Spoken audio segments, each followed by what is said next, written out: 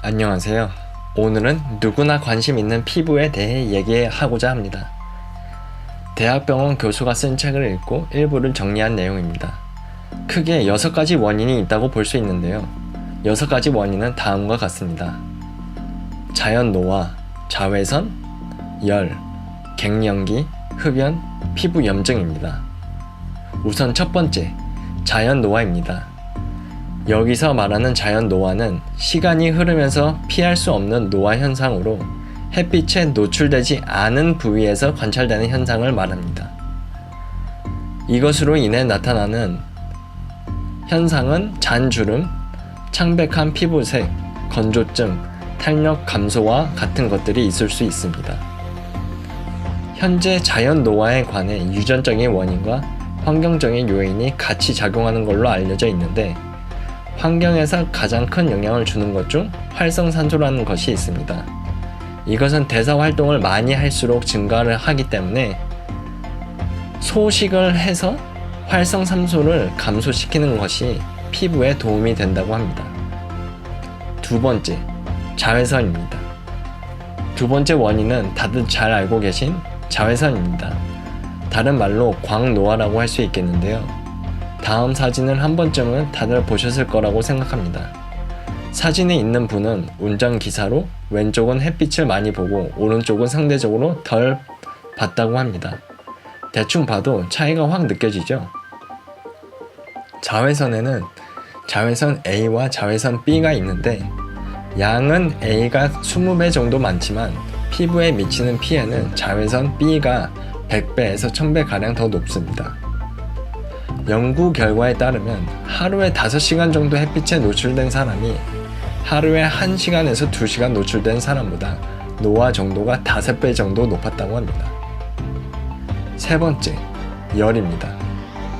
우리의 몸은 평소 36.5도를 유지하고 있고 피부의 온도는 체온보다 약 4도에서 5도 정도 낮습니다.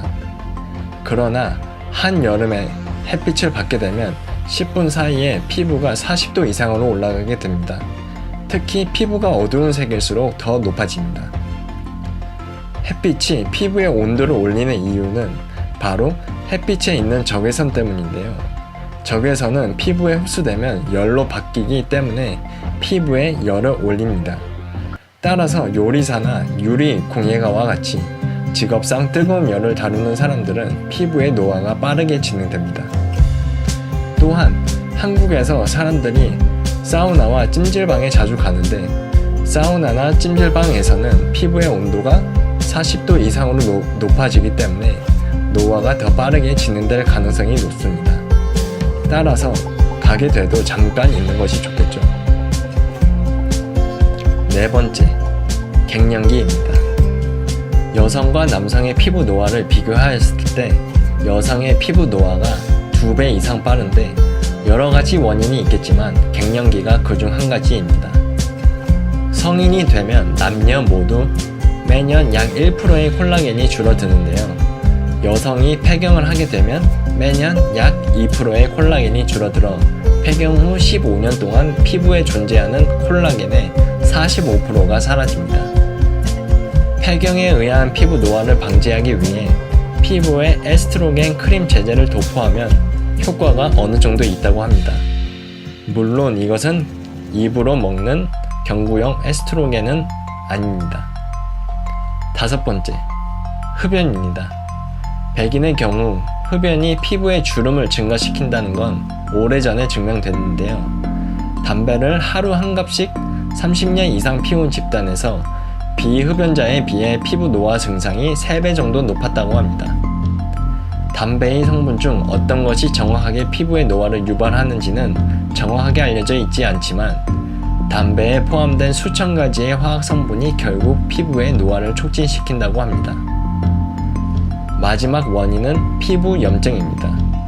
쉽게 생각하면 넘어져서 다친 후에 남는 흉터, 수술 후의 상처, 벌레에 물린 상처 등을 생각해보면 쉽게 이해할 수 있을 겁니다. 우리 몸에 이런 상처가 났을 때 몸은 치유를 하기 위해 염증 반응을 일으키는데, 이 과정에서 정상 피부에 손상이 발생합니다. 또한 한 번 다친 피부는 회복이 되어도 원래의 상태대로 100% 회복되지는 못합니다. 한번 다치면 원상태로 복구가 되지 못하는 것이죠. 여드름이 생긴 자리에 흉터가 남는 것도 같은 얘기라고 보시면 됩니다.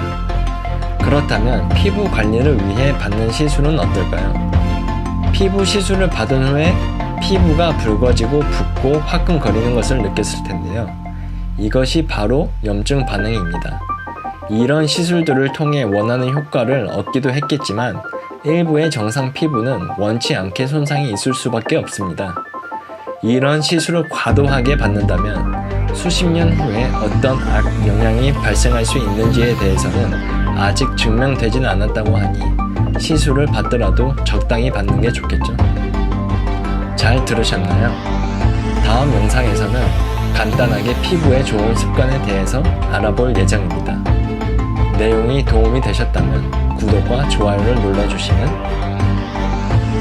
고맙겠습니다.